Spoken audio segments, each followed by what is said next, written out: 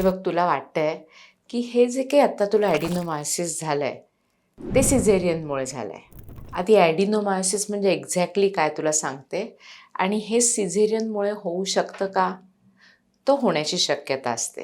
कारण ॲडिनोमायोसिसमध्ये गर्भाशयाच्या आतला लेयर, ज्याला आपण एंडोमेट्रियम म्हणतो, हे मांसपेशीत जातं, गर्भाशयाच्या म्हणजे स्नायूंमध्ये जातं आणि तिथेच ते गर्भाशयांच्या स्नायूमध्ये रुजतं. आता त्याचं कार्य काय, की दर महिन्याला बेबी नाही राहिलं तर बाहेर यायचं, ज्याला आपण पाळी आली म्हणतो. पण जेव्हा ते तिथे रुजतं तेव्हा दर महिन्याला तिथे सुद्धा ब्लिडिंग होतं. पण त्या ब्लिडिंगला जायला बाहेर मार्ग नसतो आणि त्यामुळे ते तिथेच जमा होत राहतं. हळूहळू गर्भाशयाचा आकार वाढायला लागतो.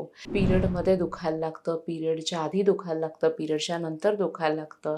खूप जास्त रक्तस्राव होतो आणि सिझेरियनमध्ये हे होण्याची शक्यता जास्त असते. कारण सिझेरियनमध्ये जेव्हा आपण बेबी डिलिव्हर करायला कट करतो तेव्हा ते एंडोमेट्रियम स्नायूंमध्ये जाण्याची शक्यता असू शकते. पण प्रत्येकाला हे होतं असं नाही आणि हेच कारण फक्त असेल हे सुद्धा नाही. ज्यांचं सिझेरियन झालं नाही आहे त्यांनासुद्धा ॲडिनोमायोसिस होतं.